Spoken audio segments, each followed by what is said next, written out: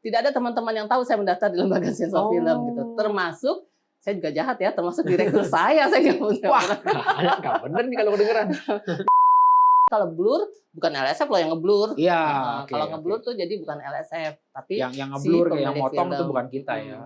Kita nggak motong, kita cuma ngasih catatan aja. Kok saya nggak tahu ibu bawa? Serius? Beneran? Mau.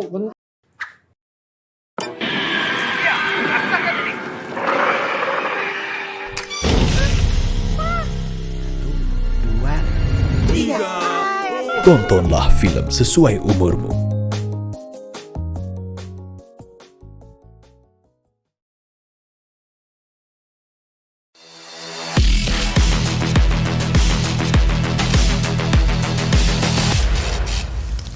Action!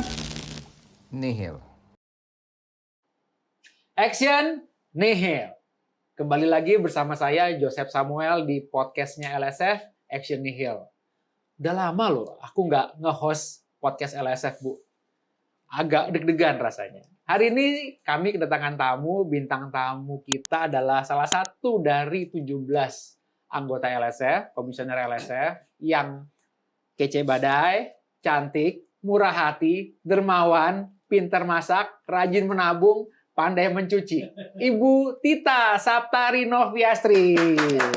Selamat datang Bu Tita. Biar kayak Gen Z gini dulu Bu. Nah, sehat Bu? Alhamdulillah sehat. Senang sekali bisa dipanggil di podcastnya Action Nihil. Iya, gitu dong. Harus coba ulangin Action Nihil. Action Nihil. Wah, mantap. Oke, Bu Tita. Akhirnya tiba giliran Bu Tita nih ya. Kan kita biasanya di podcast ini tuh bergilir gitu ya, anggota LSF, kemarin juga Pak Ketua pernah, kemudian kita undang juga beberapa artis, ada juga perwakilan dari PH, kemudian pekerja di televisi sama di perfilman. Intinya kita mau banyak belajar tentang dunia film dan serba-serbinya, dunia televisi dan serba-serbinya. Nah, hari ini giliran Ibu. Nah, teman-teman di rumah mungkin harus tahu dari 17 anggota LSF, 5 diantaranya adalah perwakilan dari pemerintah. Salah satu dari 5 tersebut adalah Ibu Tita, perwakilan dari Kementerian Pendidikan dan Kebudayaan. Riset dan Teknologi. Cakep. Bu Tita, boleh nggak sih cerita dari PNS kan ya hitungannya ya, tertarik ke LSF itu gimana sih ceritanya? Itu kayaknya perjalanan yang cukup panjang dan dipikirkan dalam-dalam gitu ya. Jadi saya ini kan sudah baru 23 tahun di pemerintahan. Sudah, bukan baru. Sudah 23 tahun di pemerintahan. Ya, biasanya tuh kan berkelut dengan karena di saya itu kan hukum ya. Jadi dari mulai masuk sampai sebelum di LSF saya memang berkelut dengan peraturan perundang-undangan gitu kan. Oh, artinya di kementerian Ibu handle itu ya? Iya, peraturan bidang hukum. Jadi pertama kali mengalami karir itu di Sekretariat Direktorat Jenderal Kebudayaan gitu kan, di Subak Peraturan Perundang-undangan. Kemudian di tahun 2004 begitu kebudayaan bergabung dengan Kementerian Pariwisata, saya juga ditempatkan di Biro Hukum dan Humas. Gitu. Jadi masih berbau-bau hukum lah. Gitu. Mungkin saya tidak hukum. Jadi jangan, nggak nyolong komputer kan Bu? Enggak sih, masih ada di rumah komputer. Masih ada. Terus? Nah kemudian di 2004 lah saya kemudian ditarik lagi di Direktorat Teknis, yaitu di Direktorat Tradisi, Asdep Tradisi. Di situ saya mulai menangani masalah terkait dengan adat istiadat, kemudian tradisi, dan saya ditempatkan di teknologi tradisional. Gitu. Teknologi tradisional. Jadi teknologi tradisional.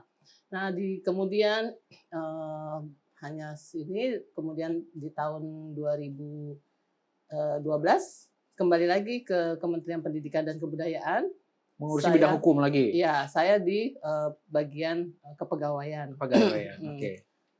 Kepegawaian, dan saya mengurusi salah satunya mengurus pegawai gitu kan, dan sempat juga menjadi kepala bagian kepegawaian. Jadi mengurusi masalah pegawai hampir seluruh yang ada di Direktorat Kemdikbud. Jenderal pegawai ada di Direktorat Jenderal Kebudayaan gitu Oke. kan. Nah, memang cukup pusing menangani para pegawai itu kan. Kemudian di tahun 2015 saya kembali dioper di Direktorat Sejarah gitu kan. Di situ di mana saya menangani bidang sejarah, kemudian saya juga menangani guru-guru sejarah. Jadi kami mengadakan workshop guru sejarah untuk mata pelajaran sejarah gitu kan bagi guru-guru yang ada di seluruh Indonesia. Jadi hampir 30. Gak apa-apa Bu, ini kita santai, di silent aja Saya Bu. go silent dulu ya. Jadi tenang aja Bu, di podcast ini kita tuh tidak ada sensor gitu ya, teman-teman di rumah juga tahu gitu ya. Jadi nanti kalau tiba-tiba sore sekitar jam 4 ada tukang mie ayam masuk datang nawarin makanan nggak apa-apa. Boleh, gitu. boleh banget. Oh, ya, Ibu bawa makanan nggak? Bawa, nanti saya tenang minta. aja. Nanti saya minta. Tenang aja, saya bawa makanan. Kalau nanti saya diundang lagi, saya bawa lagi. Oh, bawa lagi. Kita sering-sering undang ya Pak Produser ya. Kalau bisa sekarang Bang. Sekarang makanannya. Nanti kita minta dikirimin. Ya, nanti saya kirimin lewat Gojek. Ibu, kalau kita kan dilantik Mei 2020 ya. Iya. Nah, Ibu mulai terpikir untuk masuk LSF itu kapan? Jadi di tahun 2019 tiba-tiba saya ditelepon. Saya itu udah nggak di sejarah lagi, tapi saya di Direktorat Pelindungan Kebudayaan gitu kan. Lalu saya ditelepon oleh salah satu mungkin pejabat sekretaris Ditjen Kebudayaan. Saya ditelepon untuk Tita, ini ada pendaftaran anggota LSF. Coba kamu ikut gitu kan. Saya sempat terpikir pekerjaan saya apa gitu kan. Udah gitu, coba ini. Ya Bu, saya pikirkan dahulu. Nah, kemudian ini harus diiming-iming gini. Itu enak tak gini-gini dengan gaji gini. Bu, saya tidak pernah mau membicarakan gaji gitu. Tapi saya mau ini kerjaannya yang sesuai dengan ini saya gitu kan. Kemudian sebelum saya memutuskan, saya sempat bicara dengan orang tua gitu kan, dengan bapak saya dan ibu saya. Memang bapak saya agak keberatan waktu saya masuk LSF. Dan saya memang sebenarnya tidak asing ya kata-kata LSF itu, karena sebelumnya di tahun 97 saya pernah menjadi anggota tim analisis jabatan, di mana saya melakukan analisis jabatan untuk sekretariat lembaga sensor film gitu kan. Jadi di situ menganalisis berapa sih kebutuhan pegawai untuk sekretariat di lembaga sensor film. Nah, pertama kali saya nyadar, kemudian saya setelah melakukan tugas itu, kami diminta nonton potongan film. Di LSF saat itu? Iya, nonton potongan film. Kantornya itu di MT Haryono. Jadi saya sebelum jadi saya udah sempat nonton potongan film loh. Ocep belum, saya udah. Aduh, saya masih kerja di tempat lain kayaknya. Iya. Jadi saya udah sempat nonton potongan film. Ini yang jadi dikasih tahu lah itu waktu itu di sini pekerjaannya itu bahwa memotong dan ini kan ya.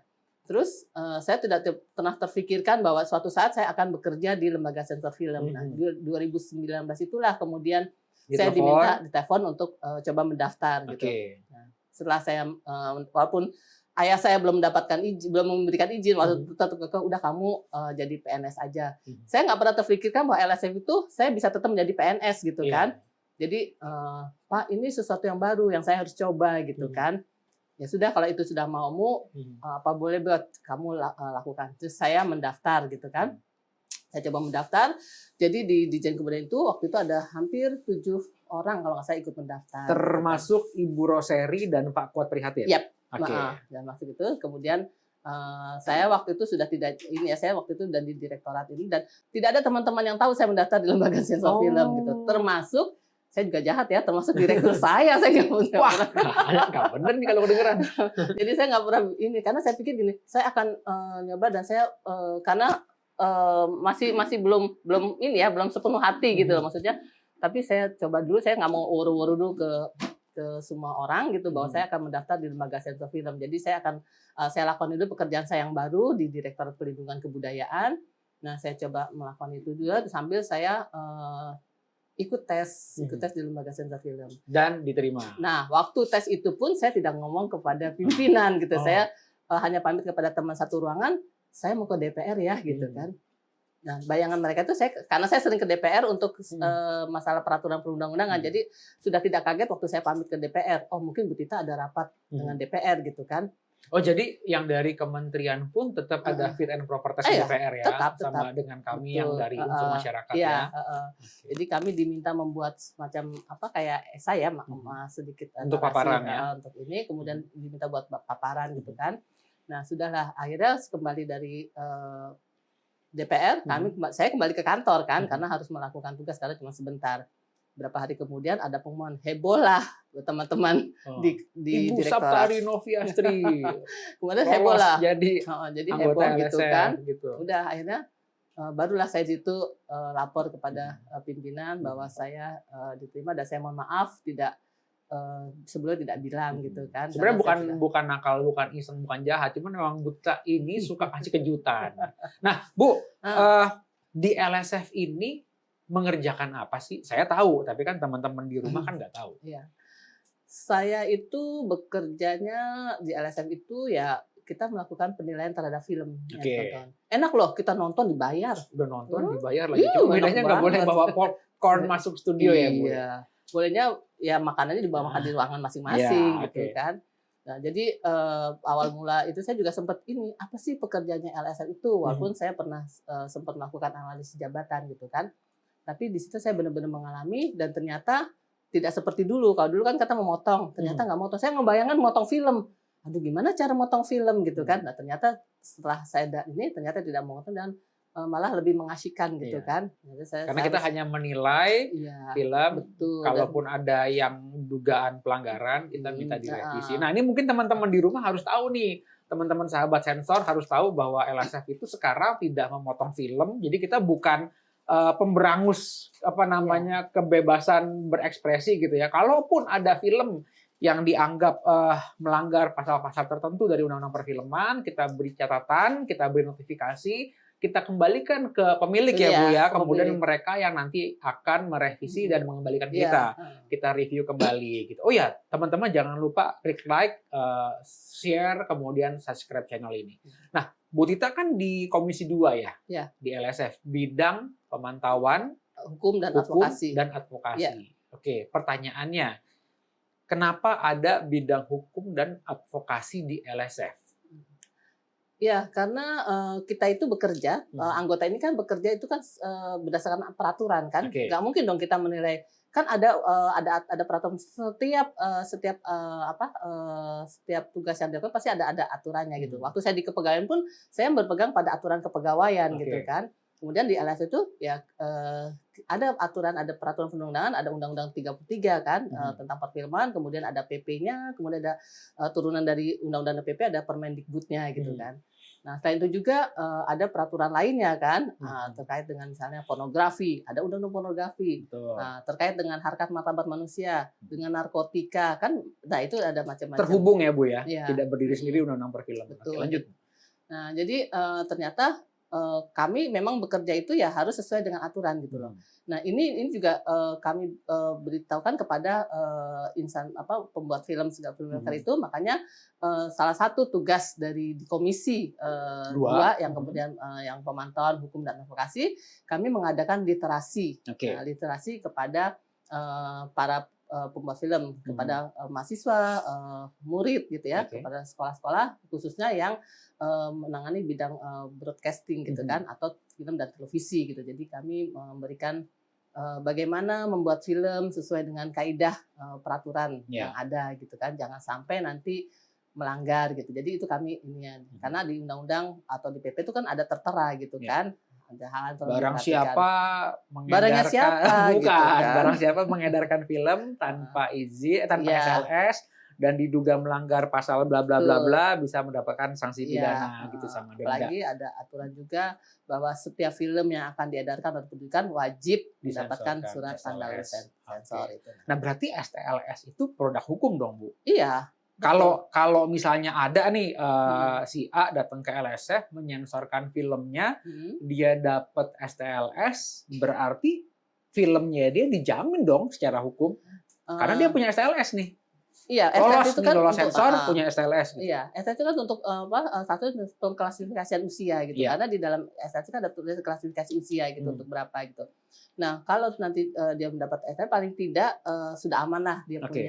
punya Sah ya ijazah untuk gitu, kayak gitu, dipertontonkan ke publik di dalam kalau- negeri Indonesia ya. ya. Kalaupun nanti terjadi apa-apa, LSF akan melakukan semacam pembelaan. Maksudnya, Ya. iyalah ini loh, gitu loh. Ini loh sudah kita ini. Tapi kalau blur, bukan LSF loh yang ngeblur. Iya, oke, Kalau ngeblur oke. tuh jadi bukan LSF, tapi yang si ngeblur, yang pemilik motong itu film. bukan kita ya. Gitu. Oke. Kita nggak motong. Kita nggak Kita cuma motong. ngasih catatan Ngasih aja. catatan. Nah, Bu, berarti kalau misalnya balik lagi ke yang tadi. Jadi kalau misalnya ada orang mau bikin film, buat film 17 tahun ke atas, dia nyensorin, lolos, terima STLS gitu ya, produk hukum dong. Iya. Ketika misalnya nih contoh tayang di satu tempat, di satu kota, digeruduk lah masa tertentu gitu kan.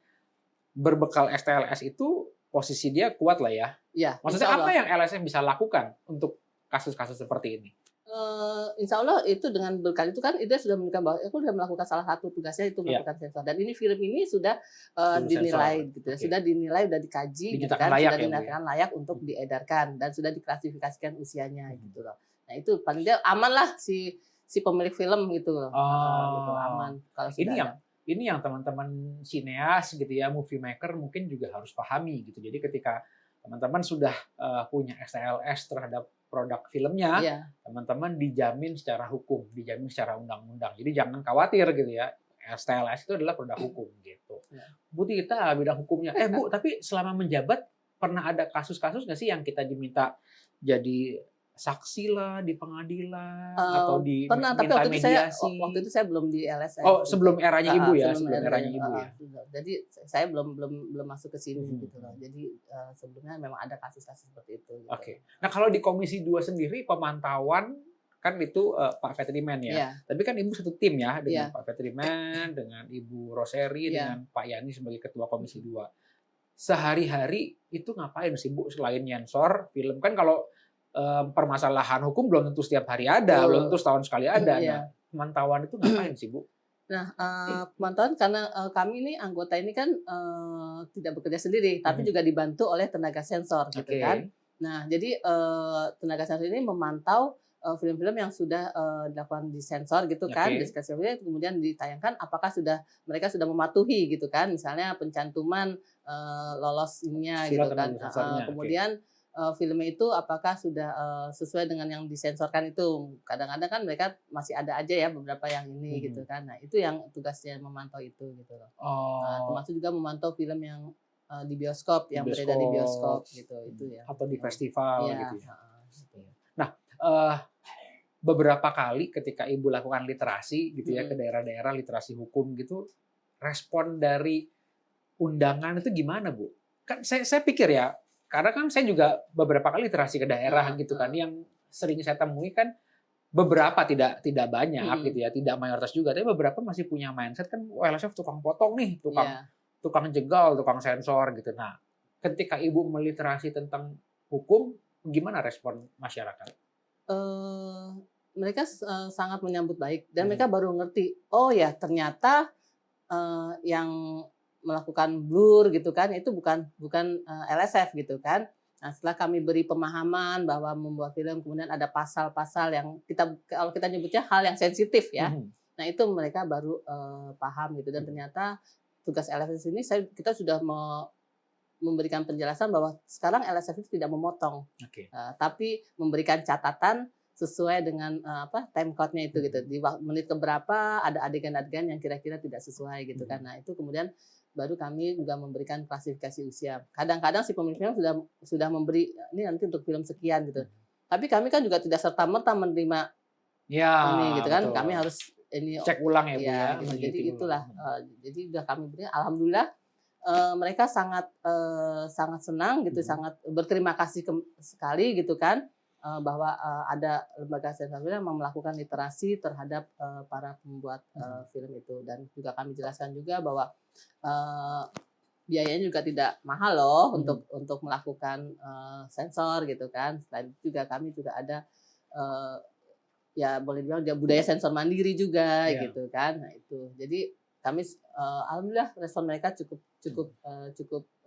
senang, cukup baik gitu menerima kami. Keren. Nah, sahabat sensor harus tahu dari 17 anggota LSF ya, 17 komisioner, Bu Tita ini yang paling sering bawa cemilan, makanan untuk kita gitu ya. Jadi hampir setiap hari ya Bu ya, ada cemilan dari, enggak setiap hari juga, cuman ya dalam seminggu beberapa kali Bu Tita ini suka menyediakan cemilan-cemilan sehat gitu ya.